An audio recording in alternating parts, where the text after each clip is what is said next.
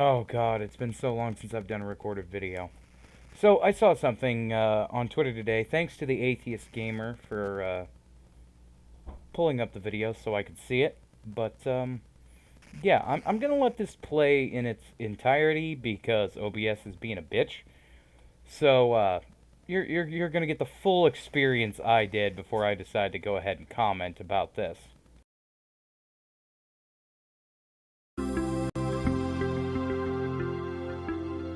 Let's talk about white privilege. First, what is it? White privilege is the advantages that a white person has in Western culture that non-white people don't, simply because of the color of their skin. Here's an example.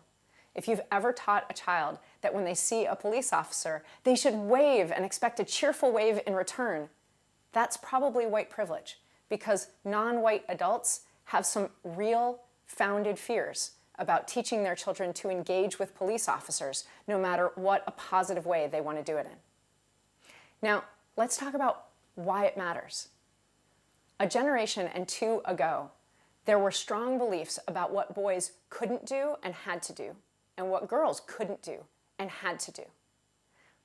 Understanding that bias exists and that it's wrong is the most important first step in changing it. And in the same ways that sexism is slowly changing, racism must change too.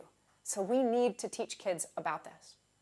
When's the right time for these conversations?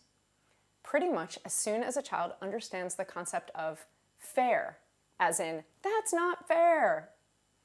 So as early as age 3, we can start to point out to kids things that aren't fair in the world and start to talk at an age-appropriate level about what we're doing to try and make it more fair.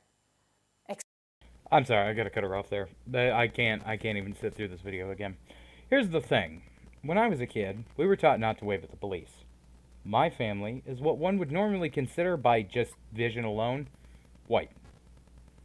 Now, keep in mind, I'm more Native American and Roma than anything. But, you know, by physical appearance, no, we're white. We're white folk. But here's the deal. We were taught not to wave to the police because my parents were criminals. Because my brother was a drug user. It's not hard to understand the very basic concept of criminals don't like the police. And it's not a race issue. I hate to say it, but in this particular context, in this particular statement, you have absolutely no example. You just have an idiot's point of view on the concept of why you don't like white people.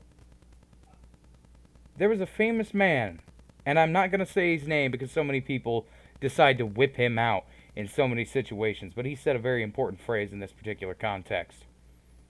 Judge not by the color of his skin, but by the content of his character.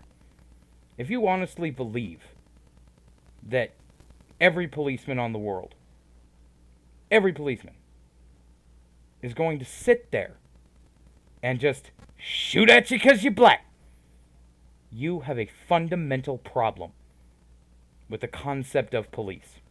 Now, don't get me wrong. I don't exactly believe that every police officer out there is going to be Mr. Wonderful Truffle Cakes, Mr. I wanna hug the chillin'. No. I know that that's not a reality. But you're not talking about a race issue there. You're talking about a corruption issue. So before you start deciding that someone's race is more relevant than corruption, maybe you should take a hardline look at yourself and why the left lost their election so hard. Because these games eventually have to stop. I'm Ichabod Orange. I've got raccoon shit to do. It's time to stop. Good night.